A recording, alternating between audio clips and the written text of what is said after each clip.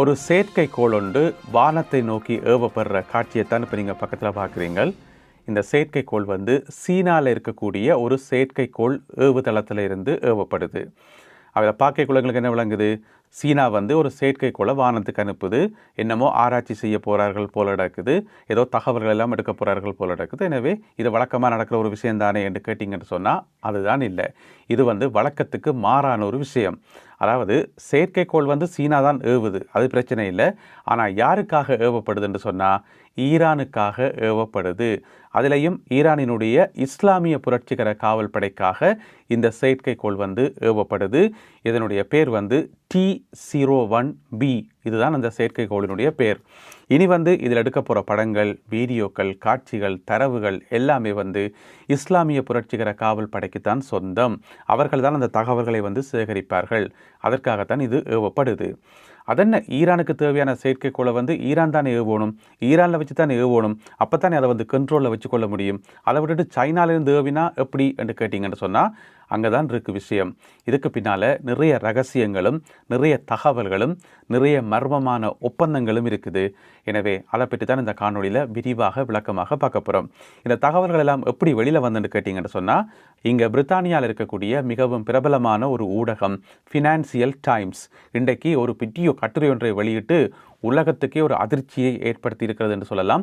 நிறைய தகவல்கள், எக்ஸ்க்ளூசிவான தகவல்கள் எல்லாம் போட்டு புலனாய்வு செய்து தகவல்கள் எல்லாம் சேகரித்து ஒரு கட்டுரை ஒன்றை போட்டிருக்கிறார்கள். அந்த கட்டுரையிலிருந்து எடுக்கப்பட்ட ஒரு சில தகவல்களையும் பிறகு நான் தேடி எடுத்த இன்னும் கொஞ்சம் தகவல்களையும் சேர்த்து ஒன்றா சேர்த்து இந்த காணொலியில் உங்களோட பகிர்ந்து கொள்ள போகிறேன். எனவே காணொலியை முழுமையாக பார்த்துட்டு அதுக்கு பிறகு உங்களுடைய கருத்துக்கள் என்ன என்பதை மறக்காமல் கீழே எழுதுங்கள். தமிழடியான் வேர்ல்டு யூடியூப் சேனலுக்கு உங்கள் அனைவரையும் வருக வருகவென அன்புடன் வரவேற்கின்றேன். வாருங்கள் காணொலிக்குள் போகலாம். ரஷ்யாவும் சீனாவும் ஈரானுக்கு ஏற்கனவே நிறைய உதவிகளை செய்து கொண்டே இருக்கிறார்கள் என்று சொல்லி அரசல் புரசலாக எல்லாருக்குமே தெரியும். அந்த சந்தேகம் எல்லாருக்குமே இருக்குது. ஏதோ நடக்குது, பின்னணியில் ஏதோ நடக்குது. ரஷ்யாவும் நிறைய உதவிகளை செய்து சீனாவும் அள்ளி அள்ளி வழங்குதுன்றது எல்லாருக்கும் தெரியும். அப்படி ஒரு சந்தேகம் இருக்கும்போது இந்த உலகத்தில் இருக்கக்கூடிய புலனாய்வு அமைப்புகள் சும்மா இருக்க மாட்டுது. தேடி தேடி தேடி எங்கேயாவது தகவல் கிடைக்காதா, என்ன ஏதென்று சொல்லி ஏதாவது ஆதாரங்கள் கிடைக்காதா என்று சொல்லி ஒரு பக்கம் புலனாய்வு அமைப்புகள் கண்ணுக்குள்ள எண்ணெய் விட்டு தேடிக்கொண்டே இருப்பார்கள். அது ஒரு பக்கம். இன்னொரு பக்கம் ஊடகவியலாளர்கள், பத்திரிகைகள் அவர்களும் சும்மாவே இருக்க மாட்டார்கள். ஒரு புலனாய்வு அமைப்புக்கு நிகராக இறங்கி வேலை பார்ப்பார்கள்.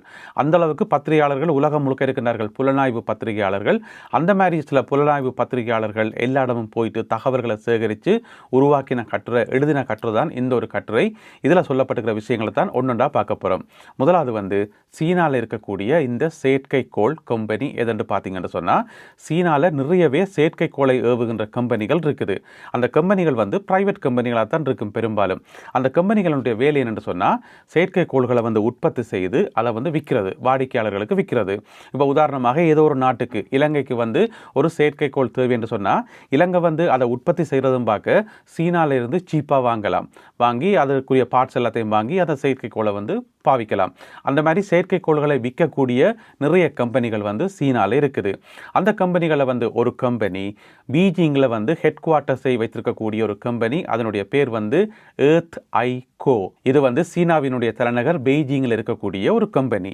அப்போ இந்த கம்பெனி பார்க்குது, மார்க்கெட்டில் நிறைய கம்பெனிகள் இருக்குது. செயற்கைக்கோள்களை உற்பத்தி செய்து விற்கிறதுலேயே நிறைய போட்டி இருக்குது. வாடிக்கையாளர்களை பிடிக்கிறதுலேயே நிறைய போட்டி இருக்குது. என்ன செய்யலாம்னு சொல்லி வித்தியாசமாக யோசித்து புதுசாக ஒரு மெத்தட் ஒன்றை கண்டுபிடிக்கிறார்கள். அதென்ன மெத்தட்னு சொன்னால் இன் ஓபிட் டெலிவரி.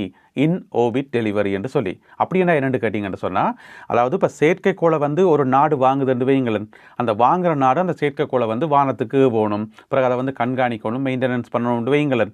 ஆனால் இங்கே அப்படி இல்லை. இந்த கம்பெனி என்ன செய்யும்னு சொன்னால், தானே செயற்கைக்கோளை வானத்தில் ஏவி அந்த ஓபிட் என்று சொல்லுவது தானே சுற்றுவட்ட பாதை, அந்த செயற்கைக்கோள்கள் பயணம் செய்கிற சுற்றுவட்ட பாதை, அந்த பாதையில் கொண்டு நிப்பாட்டி வச்சுட்டு அதுக்கு பிறகுதான் விற்பனையே ஆரம்பிப்பார்கள். அதாவது தங்களுடைய வாடிக்கையாளர்கள் நாடுகள் இருக்குன்னு தானே, அந்த நாடுகள்கிட்ட போய் சொல்கிறது, இந்த மாதிரி நாங்கள் இன்ன இடத்துல வந்து செயற்கைக்கோளை விட்டுருக்கிறோம், சுற்றி கொண்டிருக்குது ஐயா, நல்ல விலைக்கு மலிவாக தாரம், வேணுமா வேணாமா, நாங்கள் நீங்களே பிடிங்க, யூசர் நேம் பாஸ்வேர்ட் எல்லாத்தையும் தாரம், நீங்களே வச்சு ஆப்ரேட் பண்ணி கொள்ளுங்கன்னு சொல்லி இந்த மாதிரி விற்கிறது.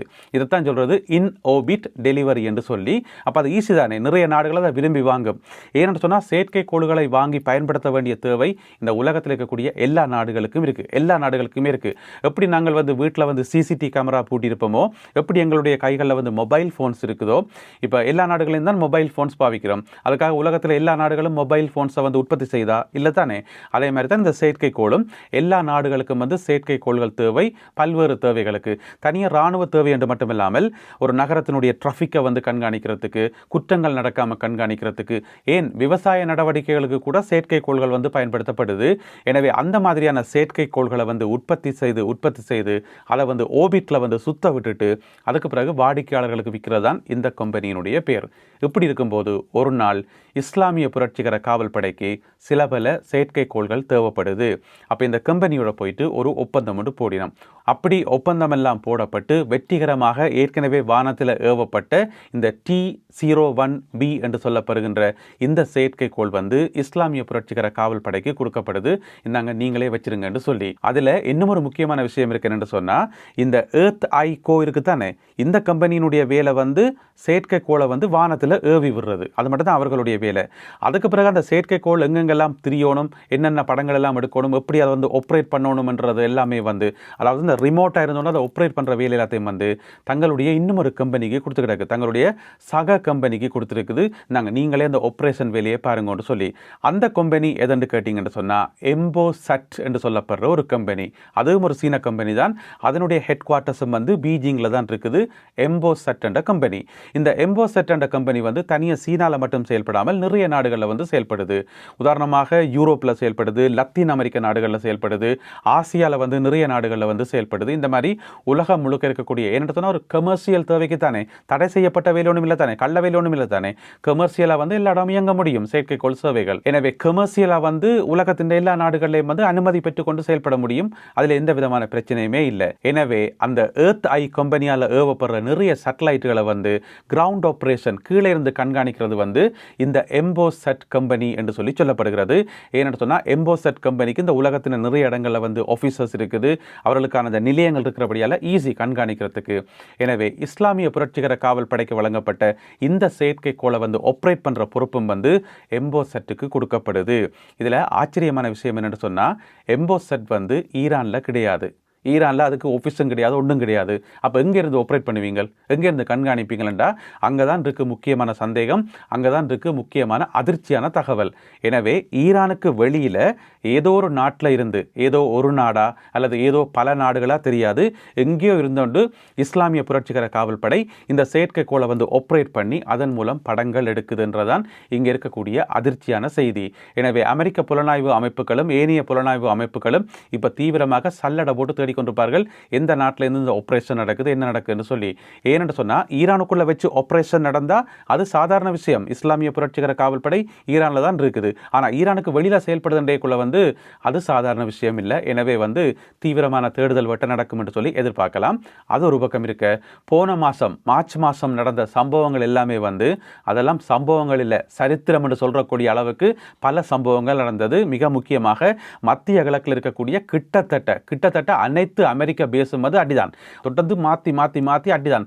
சவுதி மாறி, குவைத் மாறி, கட்டார் மாறி, பஹ்ரைன் மாறி ஒவ்வொரு நாளும் அடிதான். ஈரான் ஒரு நாள் கூட ஓய்வெடுக்க விடையில. ஒரு கட்டத்தில் வந்து அந்தந்த பேஸில் இருந்து அமெரிக்க படையினர் வெளியேறி அங்கங்கே இருக்கக்கூடிய ஹோட்டல்கள்லையும் பொது இடங்களையும் வந்து தங்கியிருந்தார்கள் என்று சொல்லி நாங்கள் ஏற்கனவே காணொலிகளை வந்து எல்லாமே சொல்லியிருக்கிறேன்.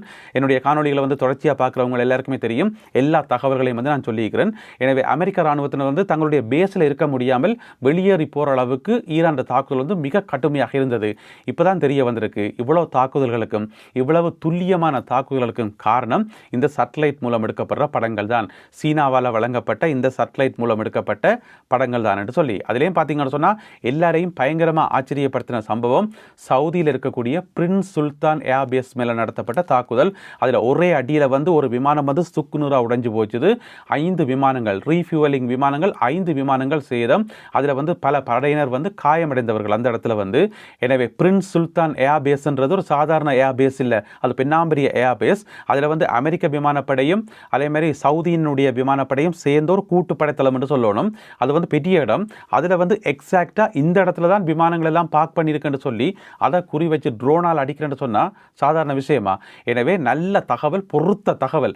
எனவே எந்த அளவுக்கு துல்லியமாக புலனாய்வு தகவல்கள் கிடைக்குதோ, வேவு தகவல்கள் கிடைக்குதோ, அந்த அளவு துல்லியமாக தாக்குதலை மேற்கொள்ள முடியும். இதுதான் ராணுவ வெற்றிக்கான அடிப்படையை வந்து தகவல் தான். எனவே போன மாதம் மார்ச் மாதம் ஈரான் செய்த ஒவ்வொரு சம்பவத்துக்கு பின்னாலேயும் இருந்தது இந்த தகவல் தான், துல்லியமான தகவல். அதுவும் இந்த செயற்கைக்கோள் மூலம் எடுக்கப்பட்ட தகவல். இது வந்து இப்போ அம்பலப்படுத்தப்பட்டிருக்கிறது. ஃபினான்சியல் டைம்ஸ் வந்து நிறைய ஆதாரங்களை மேற்கோள் காட்டி தங்களுக்கே நிறைய டாக்குமெண்ட்ஸ் எல்லாம் கிடைச்சிருக்குன்னு சொல்லியிருக்கிறார்கள்.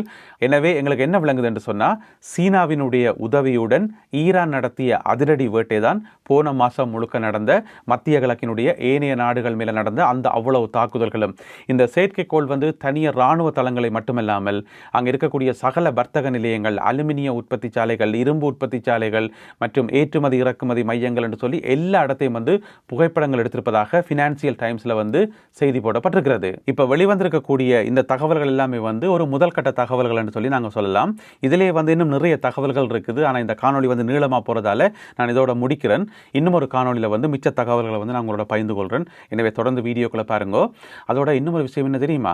இப்போ ரஷ்யா ஹெல்ப் பண்ணுது, சீனா ஹெல்ப் பண்ணுது, அது ஓகே, அது தெரிஞ்ச விஷயம் தான், அரசல் புரசலாக தெரிஞ்ச விஷயம். இப்போ பகிரங்கமாக வந்திருக்கு, அவ்வளோதான். ஆனால் இதில் ஆச்சரியமான விஷயம் என்னன்னு சொன்னால், இஸ்லாமிய புரட்சிகர காவல்படை வந்து ஈரானுக்கு வெளியில இருந்து இதை ஆப்ரேட் பண்ணுறதுன்றதான். அதுதான் பெரிய ஒரு மர்மமாக இருக்குது. அதுதான் புலனாய்வு அமைப்புகளை வந்து உலுக்கி இருக்கிறது என்று சொல்லப்படுகிறது. எனவே மேலதிக தகவல்களுக்காக காத்திருப்போம். இன்னும் நிறைய தகவல்கள் வரும். நான் எப்போவுமே சொல்கிற மாதிரி ஒரு யுத்தம் ஒன்று நடந்து முடிஞ்ச பிறகுதான் போகத்தான் நிறைய தகவல்கள் வரும்.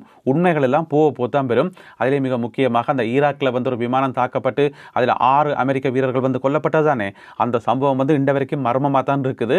அதுக்கு பின்னால் இன்னமும் ஒரு பெரிய சங்கதி ஒன்று இருக்குது. அதுவும் போக வரும் என்று சொல்லி எதிர்பார்க்கலாம். எனவே என்னென்ன தகவல்கள் எல்லாம் வருதோ அதை வந்து உடனுக்குடன் நான் உங்களோட பகிர்ந்து கொள்கிறேன். இந்த காணொலியில் பகிர்ந்து கொள்ளப்பட்ட இந்த தகவல்கள் தொடர்பான உங்களுடைய கருத்துக்களை மறக்காமல் கீழே எழுதுங்கள். மீண்டும் சந்திப்போம் உறவுகளே. நன்றி, வணக்கம்.